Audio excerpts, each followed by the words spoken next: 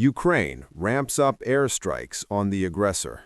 Russia on the brink of collapse. Welcome to the channel. Today, we will show how Ukraine is scaling up its airstrike capabilities and slowly dismantling Russia. Russia must pay for all its crimes. The beast will be slain. We will examine the summary from March 9th to 17th, 2026, focusing on Ukrainian strikes at both operational depth, occupied territories, rear areas of Russian groupings, and strategic depth, territory of the Russian Federation proper. During this period, Ukraine primarily deployed long-range UAVs. Regarding missiles, the Storm Shadow strike on the Kremniy EL plant in Bryansk stands out in open-source confirmations. Based on the target profiles, the campaign appears highly systematic: fuel and energy logistics, defense industry enterprises, airfields or ports, air defense systems, warehouses, and communication and drone command hubs.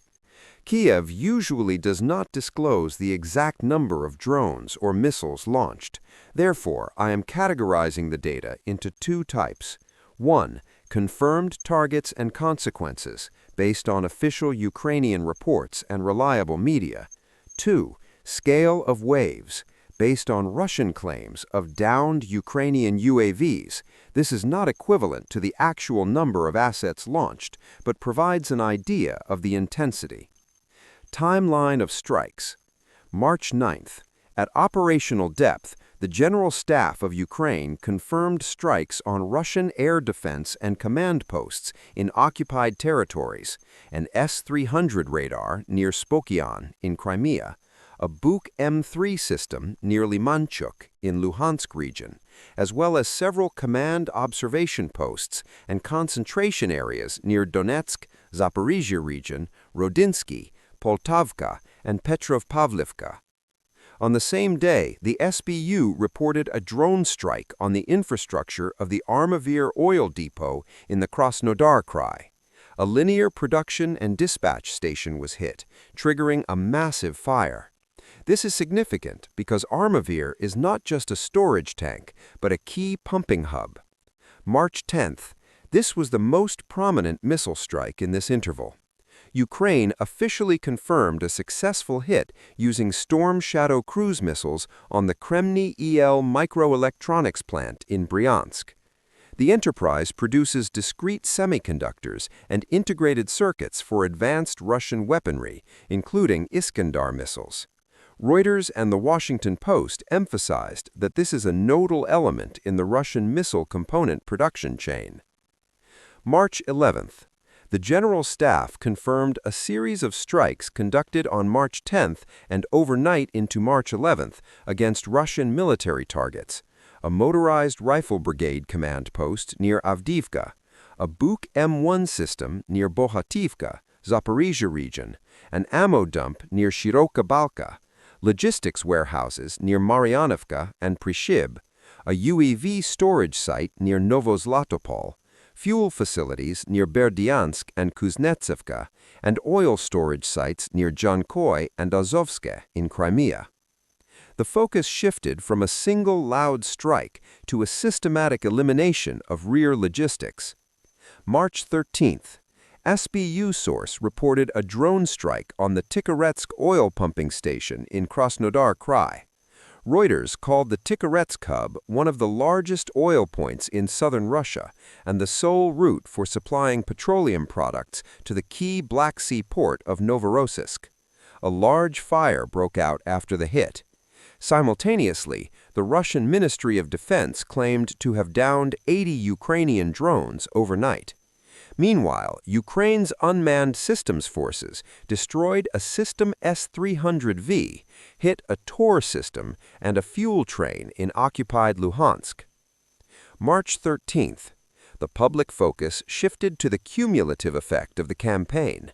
Putin convened the Russian Security Council to discuss the protection of critical infrastructure. In Moscow and other cities, mobile internet was throttled or shut down for security reasons, a direct signal to political elites that the threat in the rear has become systemic. Furthermore, strikes on Black Sea oil infrastructure, combined with weather conditions, slowed Russian oil exports, with loadings in Novorossiysk falling up to 10 days behind schedule. March 14th, one of the most intensive days.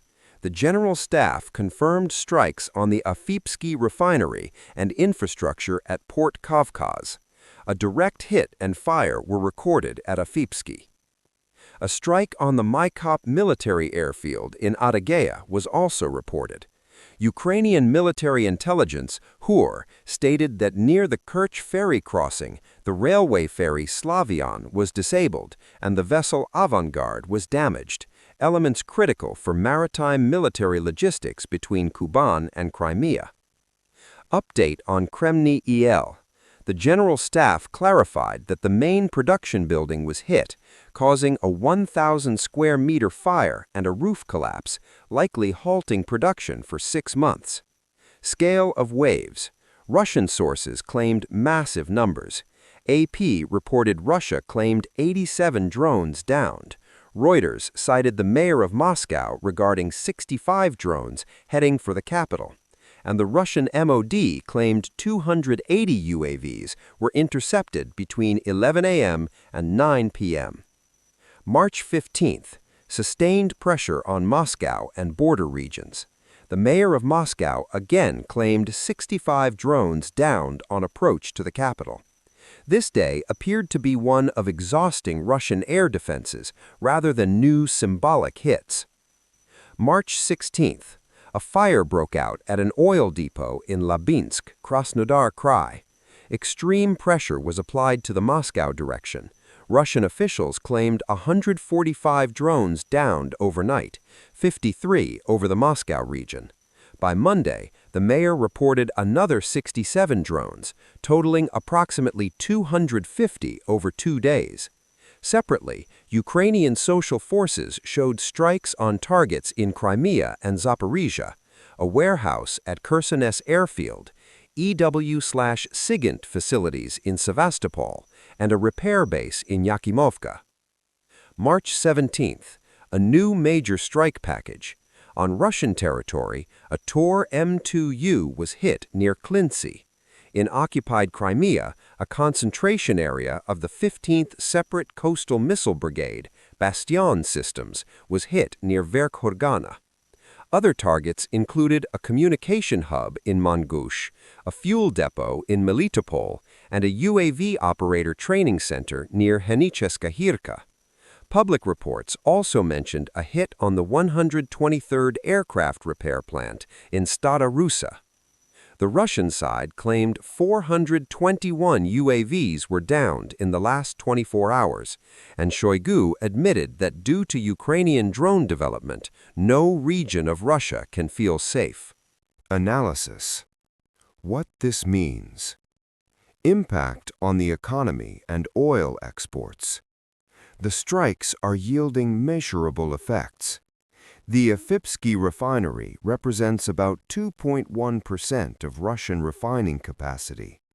The disruption at the Tikhoretsk hub and Black Sea infrastructure has delayed exports by up to 10 days. Defense economy. The strike on Kremniy L is one of the most painful cases. It halts the production of microchips for ballistic, cruise, and anti-aircraft missiles for approximately 6 months. Replacing unique equipment will be long and costly. Military logistics. Strikes on Port Kavkaz, the Kerch ferry, fuel trains, and repair bases hit the supply of fuel and spare parts, which is especially critical for Russian groupings in the southern theater and Crimea. Psychological and political effect. The effect has moved beyond the military sphere. Throttling mobile internet in Moscow and Shoigu's public admission that no region is safe undermines the image of a secure rear. Key conclusions. 1. Prioritization.